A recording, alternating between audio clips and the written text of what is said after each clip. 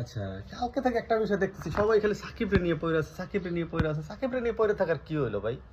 সাকিব আল হাসান তো নিজেকে বহুবার প্রেজেন্ট করছে যে সে বাংলাদেশের নাম্বার ওয়ান, বিশ্ব সেরা অলরাউন্ডার, সেরাদের সেরা, সাকিব কিংবদন্তি। এটা তো নতুন কিছু না। তো যারা মানে সাকিবের সাথে খেলছে বা যারা খেলা সম্পর্কে জানে তারা ঠিকই মানে, মানে যারা জানে তারা ঠিকই মানে।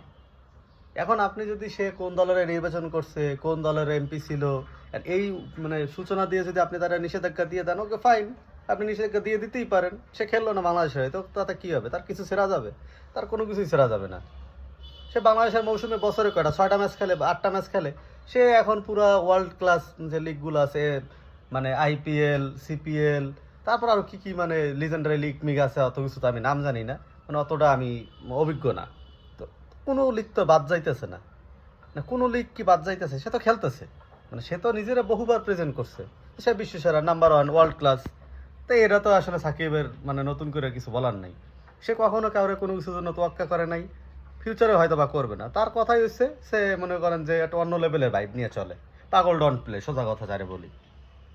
হ্যাঁ, যখন দল ক্ষমতায় ছিল, যখন সরকার ক্ষমতায় ছিল, যে দলের জন্য আপনারা তাদেরকে ব্লেম দিতেছেন যে সেই দলের কেন এমপি হইলো, সেই দল যখন ক্ষমতায় ছিল সে তো বহুবার মানে 17 বছরে বহুবার নিষেধাজ্ঞা পাইছে, দেখা গেছে পাইছে, শাস্তি দেওয়া হয়েছে, জরিমানা করা হয়েছে। তো কি হয়েছে? সাকিব কি থামছে? সাকিবের ওই মাঠের মধ্যে স্টাম্প মাঙ্গা থেকে শুরু করে আম্পায়ারের লাগে বেয়াদবি থেকে শুরু করে এশিয়া কাপের মঞ্চে যাইয়া, না ওই যে শ্রীলঙ্কার লাগে কোন ম্যাচ আমার খেয়াল ছিল না, ওই যে করে না চললাই খেলা লাগবে না। এইটা হয়েছে সাকিব ভাই। ওর কথা হয়েছে ওর মানে যখন নিজের মাথায় যেটা খেলে ও ওইটাই করে।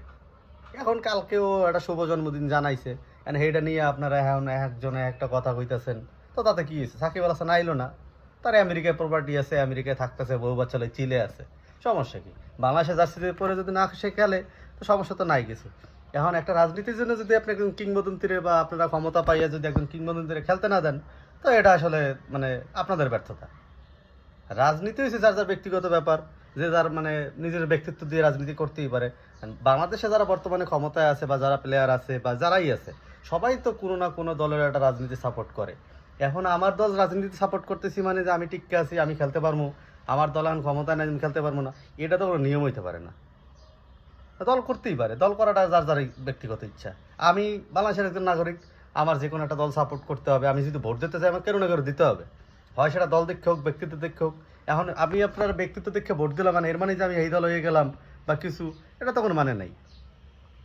এখন সে কেন রাজনীতিতে জড়াইছে বা তার রাজনীতিতে জড়ানোর মূল কারণ কি সেটা বলছে, তার ওই এলাকার উন্নয়ন বা মানুষজনের উন্নয়নের জন্য। যাই হোক, আমি রাজনীতির ব্যাখ্যাতে না যাই, কিন্তু রাজনীতি করার জন্য যে তার দল থেকে বহিষ্কার করা হয় বা তার দল খেলতে না দেওয়া হয়, সেখানে আসলে কিছু বলার থাকে।